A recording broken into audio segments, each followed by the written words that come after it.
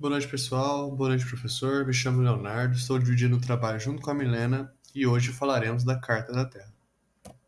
A Carta da Terra foi um documento proposto durante a Rio 92 em busca de transformação e desenvolvimento da sociedade, de modo que ela se desenvolvesse de forma sustentável, buscando assim um futuro melhor para todos.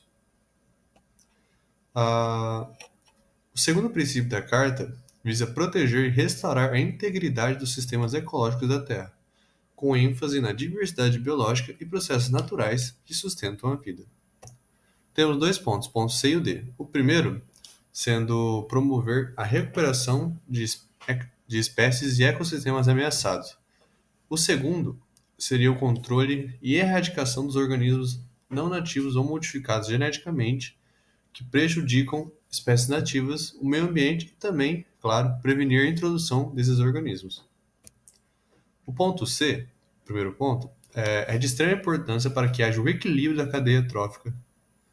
Diversas espécies são extintas devido a fatores causados por ação humana, como já vem acontecendo há algum tempo, e também catástrofes ambientais. Por isso, devemos proteger e cuidar desses organismos.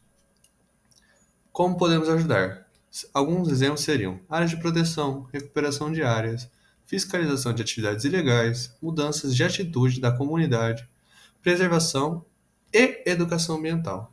Dessa forma, ajudaríamos na recuperação de espécies e ecossistemas ameaçados. A seguir, teremos o ponto D com a Milena. Oi, meu nome é Milena e complementando a apresentação do Léo sobre a Carta da Terra e a integridade ecológica, eu vou falar para vocês sobre o ponto D. O ponto D, ele engloba controlar e erradicar organismos não nativos ou modificados geneticamente que causem dano às espécies nativas, ao meio ambiente e prevenir a introdução desses organismos na nossa biodiversidade, né? Espécies exóticas têm sido um dos maiores problemas para a nossa biodiversidade com relação à dificuldade, né? Porque eles acabam consumindo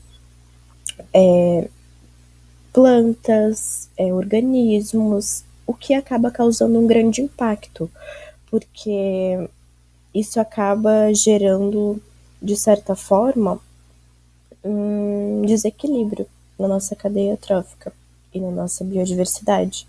Isso está amplamente relacionado com o tema que o Léo acabou de falar, que foi a prevenção das espécies ameaçadas. Por quê? Porque para a gente prevenir e para a gente proteger as espécies ameaçadas, perdão, proteção das espécies ameaçadas, para a gente proteger as espécies ameaçadas, a gente precisa estar atento aos fatores que colocam essas espécies em ameaças. E essa questão de organismos não nativos, espécies exóticas que acabaram adentrando a nossa biodiversidade, é um fator importante e atualmente no Brasil é um fator chave, porque tem sido um dos nossos maiores problemas. Com relação a isso, eu posso citar de exemplo o caramujo africano, que foi trazido para cá há muito tempo atrás, quando as pessoas, quando estava assim em alta, você consumia escargot. E aí, com a grande demanda de caramujos que foi trazido para cá, muitos deles acabaram sendo soltos no ambiente e hoje em dia se tornou uma praga porque a gente não tem um predador específico para acabar erradicando essa espécie e controlando ela. E se a gente viesse trazer um predador específico da África para cá, isso poderia causar um diferente impacto e trazer ainda mais dificuldades para a nossa biodiversidade. Então, o que a gente pode estar tentando fazer hoje para ajudar isso? E quais são as iniciativas governamentais para isso? A primeira é a Estratégia Nacional para Espécies Invasoras, que visa controlar essas espécies e os seus impactos no Brasil. Essa é uma iniciativa federal. Eles acabam monitorando, fazendo sondagens, enfim, para tentar tirar e controlar essa espécie no nosso país, que é encarada atualmente como uma praga, como eu comentei antes.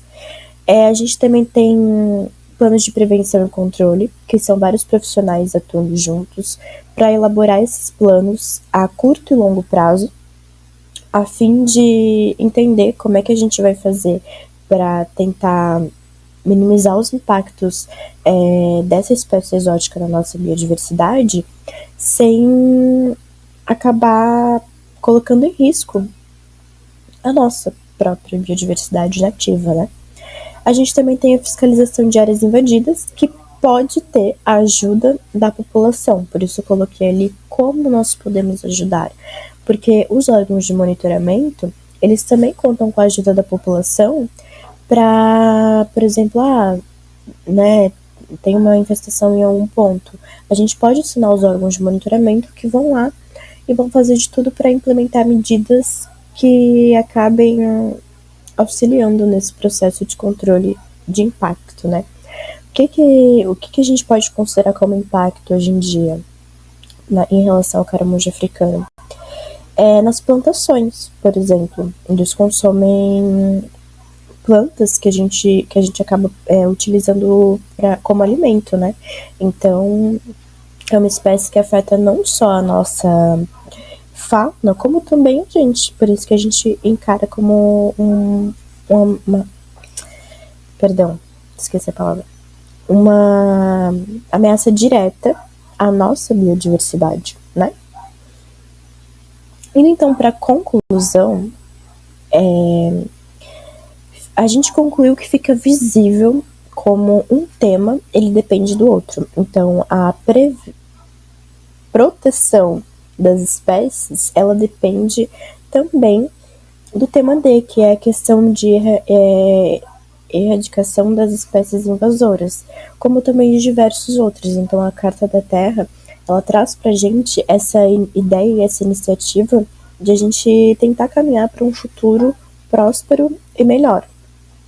O que a gente pode tirar disso é o seguinte, com base nas outras aulas que a gente teve, que infelizmente a sociedade ela não tem caminhado nos princípios morais, éticos, enfim, para esse futuro melhor, porque infelizmente a gente tem lidado com a sociedade